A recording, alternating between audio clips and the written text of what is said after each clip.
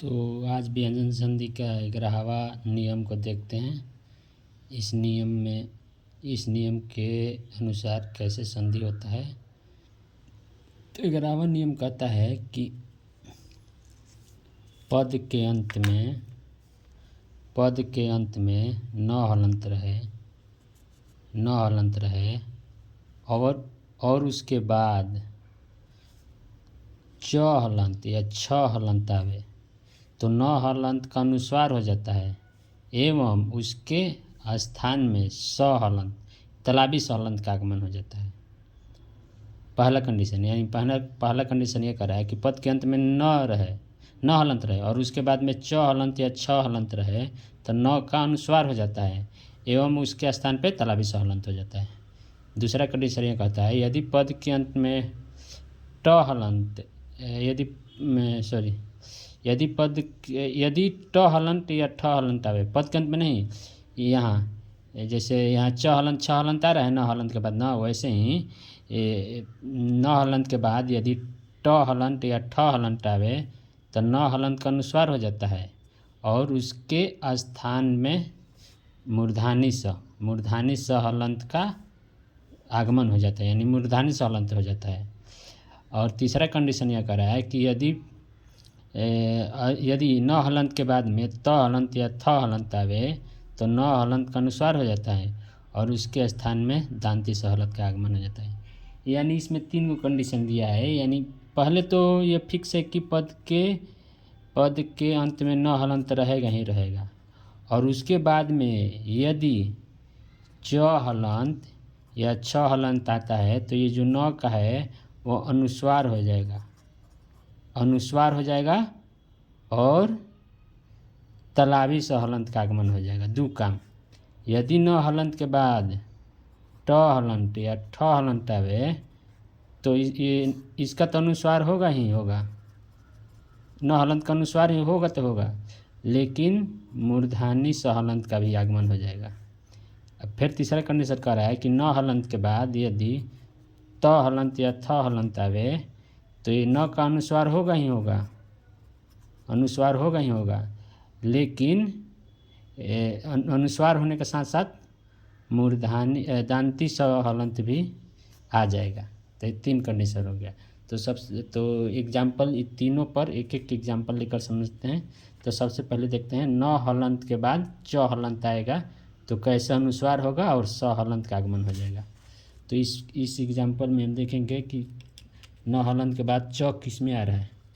तो न हलंत के बाद च आ रहा है इसमें पश्चन प्लस चकित। तो इसको हम पहले लिखते हैं, पश्चन प्लस चकित को लिखते हैं। तो पश्यन प्लस चकित हो गया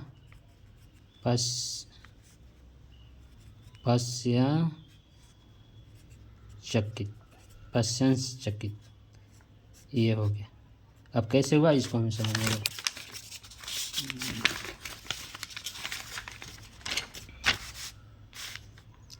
सबसे पहले हम इसको अक्षर में तोड़ते हैं। तो प हलंत प्लस तालाबी स हलंत प्लस य हलंत प्लस अ प्लस न हलंत और उसके बाद क्या है चकित। तो च हलंत प्लस अ प्लस क हलंत प्लस हर्षई प्लस त हलंत प्लस अ। यानी कह रहा है कि पद के अंत में पहला कंडीशन यह कर रहा है कि पद के अंत में न हलंत रहे और उसके बाद च हलंत या छ हलंत रहे तो इसका न हलंत का अनुस्वार हो जाएगा और छ हलंत का आगमन हो जाएगा। तो क्या करेंगे, पहले उतार देते हैं प हलंत स हलंत प्लस य हलंत प्लस अ। ये जो न हलंत है इसका अनुस्वार कर देंगे और यहाँ अनुस्वार करने के बाद तालाबी स हलंत का आगमन कर देंगे। तालाबी स हलंत का आगमन कर दिए, बाकी जैसे वैसे उतार दिए। च हलंत प्लस अ प्लस क हलंत प्लस हर्षई प्लस त हलंत प्लस अ। यानी यहाँ हम क्या किए, न हलंत को हटाकर अनुस्वार कर दिए और तालाबी स हलंत ला दिए, बाकी जैसे वैसे उतार दिए। अभी सबको हम संयुक्त करेंगे तो बन जाएगा ये पश्यचकित, यानी ये बन जाएगा पश्यचकित। आप लोग जोड़ कर देख लीजिएगा, यही बनेगा।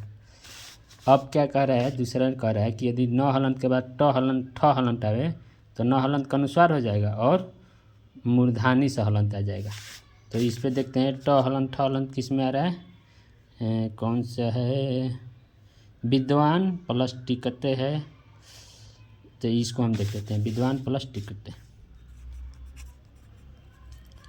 विद्वान प्लस टिकटे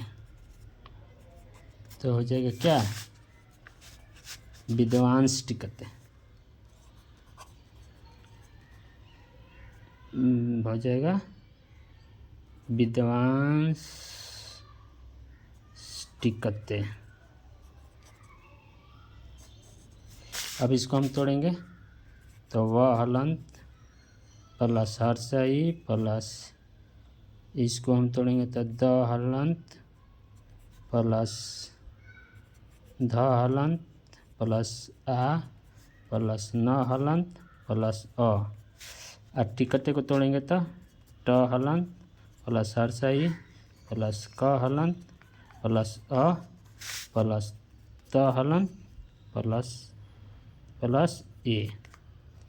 अब यहाँ सॉरी यहाँ विद्वान न हलंत है तो यहाँ अ नहीं होगा। तो इसमें देखते हैं न हलंत के बाद क्या रहा है, ट हलंत, तक कुछ नहीं करना है। न हलंत के हटा के, न हलंत के हटा के, ये जो न हलंत है इसको हटा के अनुस्वार कर देंगे, अनुस्वार कर देंगे और यहाँ दांती से हलंत ला देंगे, दांती से हलंत ला देंगे और जैसे वैसे उतार देंगे।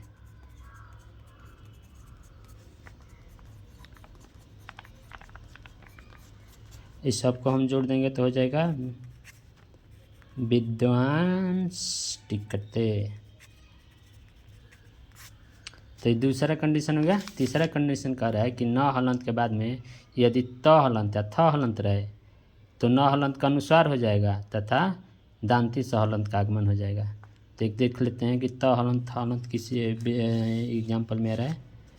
तो आ रहा है ये पतन प्लस तरु में आ रहा है, पतन प्लस तरु। तो पतन प्लस यहाँ न हलंत है तरु, यानी हो जाएगा पतंस तरु। अब इसको हम तोड़ेंगे, प हलंत अ प्लस त हलंत प्लस अ प्लस न हलंत, और तरु को तोड़ेंगे त हलंत अ प्लस र हलंत प्लस उ। अब इसको हम तोड़ेंगे, अब इसको हम जोड़ेंगे तो न हलंत के स्थान पे अनुस्वार कर देंगे और दांती से ला देंगे। सॉरी यहाँ विसर्ग नहीं होगा, यहाँ विसर्ग नहीं होगा।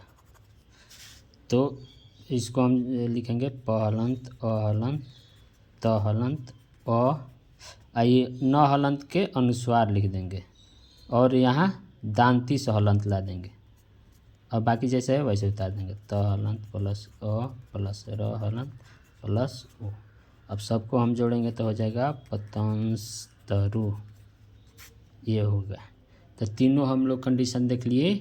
तीनों कंडीशन में क्या देखें कि न हलंत पद के अंत में न हलंत रहे और उसके बाद में च हलंत या छ हलंत रहे तो उसका अनुस्वार हो जाता है और तलाबी स हलंत आ जाता है। दूसरा देखें कि यदि पद के अंत में न हलंत रहे उसके बाद ट हलंत या ठ हलंत रहे तो ये न हलंत का अनुस्वार हो जाता है तथा मूर्धानी स हलंत आ जाता है।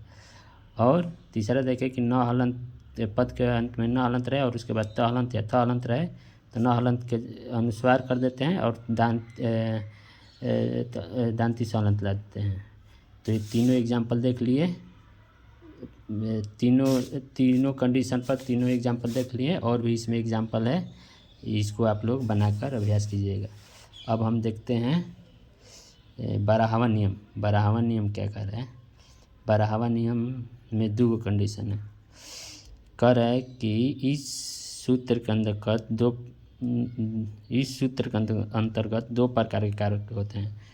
जैसे पहला क में पद के अंत में यदि दांती सहलंत रहे और उसके बाद में तालाबी सहलंत या चवर्ग आवे तो सहलंत के स्थान यानी दांती सहलंत के स्थान में तालाबी सहलंत हो जाता है। यानी कह रहा है कि यदि पद के अंत में सहलंत रहे और उसके बाद में तालाबी सहलंत या चवर्ग आवे तो सहलंत के स्थान पे यानी इसके स्थान पे तालाबी सहलंत हो जाता है। पहला कंडीशन। दूसरा कंडीशन कह रहा है कि यदि पद के अंत में तवर्ग रहे और उसके बाद में कोई चवर्ग अक्षर आवे तो तवर्ग के स्थान में बाद वाला चवर्ग हो जाता है। यानी दूसरा कंडीशन कह रहा है कि पद के अंत में तवर्ग रहे, तवर्ग मतलब तथा तहलंत थहलंत ये सब दहलंत धहलंत और नहलंत ई रहे और उसके बाद कोई चवर्ग अक्षर आवे तो ये जो टवर्ग है ना आवे तो तवर्ग के स्थान में बाद वाला चवर्ग हो जाएगा। यानी इसके स्थान पे ई वाला हो जाएगा, यानी यहाँ चवर्गे हो जाएगा जहाँ ये रहेगा। एग्जाम्पल से देखेंगे बारी बारी।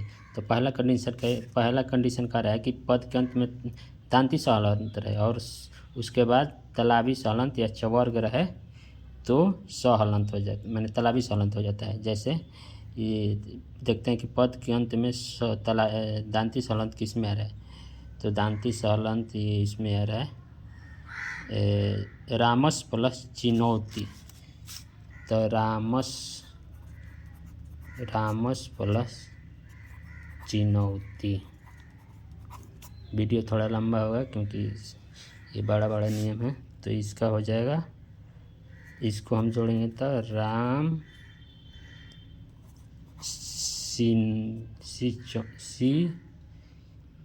चुनौती। अब कैसे हुआ हम देखेंगे। सबको हम पहले तोड़ देते हैं। र हलंत प्लस आ प्लस म हलंत प्लस अ प्लस दांती सहलंत। अब इस चुनौती को तोड़ेंगे तो च हलंत प्लस हर्षई प्लस न हलंत प्लस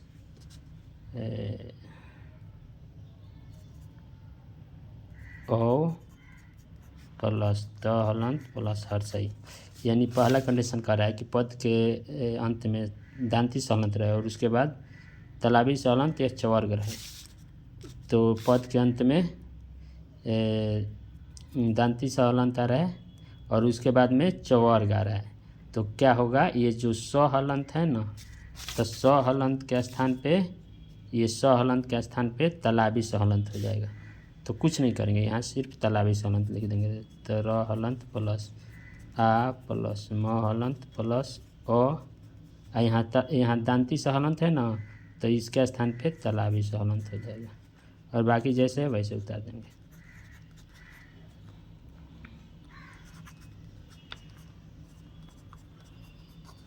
ये न है प्लस ओ प्लस त हलंत प्लस ये। अब सबको हम जोड़ेंगे तो हो जाएगा रामासी नौती, ये वाला हो जाएगा पहला कंडीशन। दूसरा कंडीशन और इस पे देख लेते हैं। तो ये तो चवर्ग का हो गया। अगर पद के अंत में दांती सर है और ये तो हम चवर्ग का देख लिया। अगर ये सहलंत भी रहेगा ना तो यहाँ अगर यहाँ तालाबी सहलंत रहेगा तो भी यहाँ तालाबी सहलंत हो गया। जैसे यहाँ है ऐसे ही बता दे रहा हूँ। जैसे यहाँ है रामस प्लस सेते, तो ये सहलंत के स्थान पे क्या हो जाएगा? तालाबी सहलंत। तो इसलिए यहाँ दो हो गया तालाबी सहलंत। यहाँ दांती सहलंत हट गया, एगो तालाबी सहलंत हो गया, एगो पूरा जो ये सेते है ये सेते हो गया। यानी स हलंत के बाद में यहाँ तालाबी स हलंत रहेगा तभी भी यहाँ तालाबी स हलंत होगा, चाहे यहाँ तालाबी स हलंत के बाद च हलंत रहेगा तभी भी यहाँ तालाबी स हलंत होगा। अब दूसरा कंडीशन ये कह रहा है कि यदि पद के अंत में तवर्ग रहे और उसके बाद में चवर्ग रहे तो ये तवर्ग के स्थान पे इचवर्ग हो जाएगा, इचवर्ग वाला हो जाएगा। तो इसका एग्जाम्पल देखते हैं। तवर्ग किस में आ रहा है, तथा किस में आ रहा है, इसमें आ रहा है सत प्लस जन में।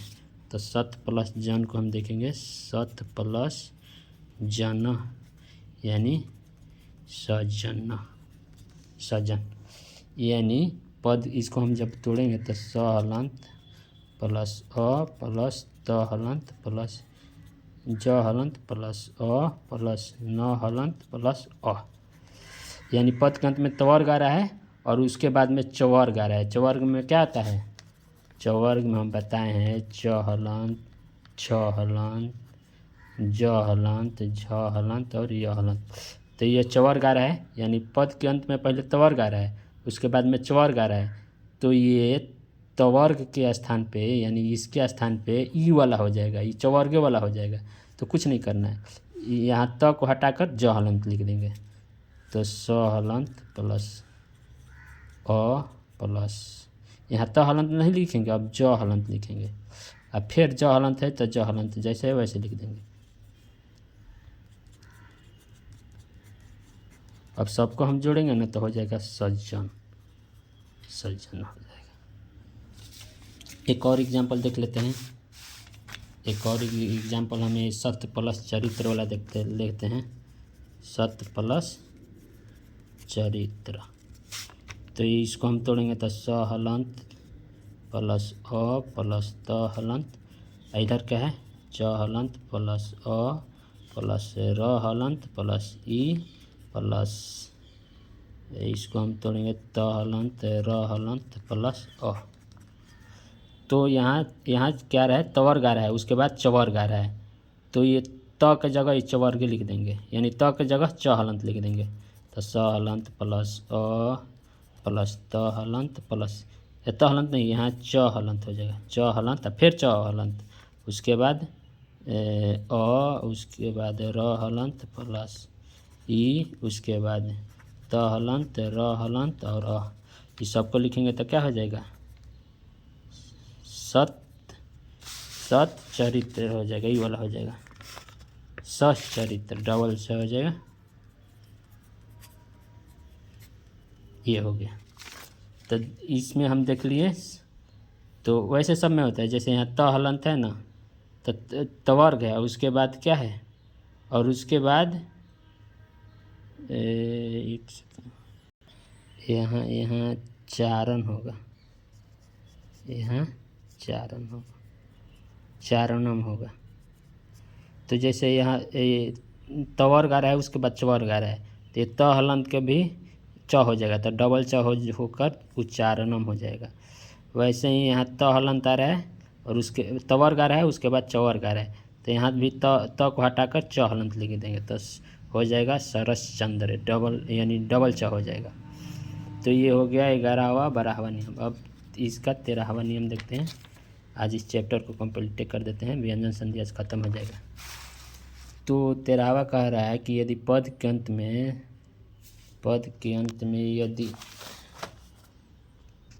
अंत में मूर्धनी स हलंत रहे और उसके बाद में त हलंत या थ हलंत में से कोई एक अक्षर आवे, चाहे त हलंत आवे या थ हलंत आवे, तो त हलंत या त हलंत और थ हलंत के स्थान पे क्रमशः ट हलंत और ठ हलंत हो जाता है।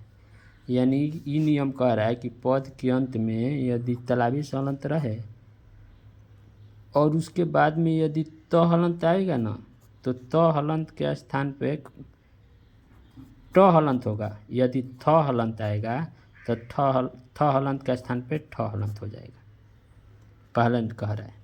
तो जैसे ये है सस प्लस थ, तो यानी क्या आ रहा है, यहाँ आ रहा है तो मूर्धनी सा आ रहा है और उसके बाद में ये थ आ रहा है, तो थ के स्थान पे क्या लिख देंगे, थ लिख देंगे। तो यहाँ हम एगो यहाँ समझाइए देते हैं। यहाँ जैसे सस प्लस थ है। तो हम जब तोड़ेंगे तो स हलंत प्लस अ प्लस स हलंत, अब यहाँ थ है तो थ हलंत प्लस अ, यानी पहला कंडीशन कह रहा है कि यदि पद के अंत में तलाबी सा रहते हैं, तलाबी सा आ रहा है और उसके बाद में त हलंत या थ हलंत आवे तो थ हलंत आ रहा है, तो क्या होगा, ये जो यहाँ थ हलंत के स्थान पे, यानी थ हलंत के स्थान पे क्या हो जाएगा, ठ हलंत हो जाएगा। तो कुछ नहीं करेंगे, वहाँ थ हलंत लिख देंगे। यहाँ थ हलंत के स्थान पे क्या लिख देंगे, ठ हलंत, और उसके बाद सबको जैसे के तैसे जैसे है वैसे उतार देंगे। तो इस सबको हम जोड़ेंगे तो हो जाएगा षष्ठ। ठीक, वैसे ही अब एक नोट में कह रहा है, ठीक वैसे ही यहाँ स हलंत आ रहा है, यहाँ थ हलंत आ रहा है, तो थ के स्थान पे ठ लिख देना है तो हो जाएगा पृष्ठम। वैसे ही यहाँ तलाबी मूर्धानी स हलंत आ रहा है, यहाँ त आ रहा है, तो त के स्थान पे लिख देंगे ट हलंत, ट हलंत, तो ट हलंत ट के तो हो जाएगा उत्कृष्टम, उत्कृष्ट हो जाएगा। अब यहाँ है पद के अंत में यदि च हलंत या ज हलंत रहे और उसके बाद में न हलंत के स्थान में, यदि पद के अंत में च हलंत या ज हलंत रहे और उसके बाद में न हलंत रहे तो न हलंत के स्थान पे य हलंत हो जाएगा। तो पद के अंत में यहाँ क्या है, ज हलंत आ रहा है, तो ज हलंत के स्थान पे क्या हो जाएगा, ज हलंत के स्थान पे य हलंत हो जाएगा, ई वाला हो जाएगा। जैसे य हलंत प्लस अ प्लस ज हलंत प्लस न हलंत प्लस अ, तो य हलंत अ, ज हलंत के स्थान पे य हलंत हो जाएगा। बाकी जैसे है वैसे उतार देंगे। तो सबको हम जोड़ेंगे तो यज्ञ हो जाएगा। क्या हो जाएगा, यज्ञ। ये भी ऐसे भी यज्ञ लिखाता है, ऐसे भी यज्ञ लिखाता है। इसको आदमी यज्ञ बोलता है, लेकिन वास्तव में यह यज्ञ लिखा होता है, यानी यज्ञ ही पढ़ा जाता है। वैसे यहाँ च हलंत है, वहाँ यहाँ न हलंत है, तो न यहाँ च हलंत के स्थान पे य हलंत हो जाएगा, तो याज्ञा हो जाएगा, याज्ञा। तो आज ख़त्म हो गया, आज व्यंजन संधि समाप्त हो गया। अब आगे हम लोग पढ़ेंगे विसर्ग संधि।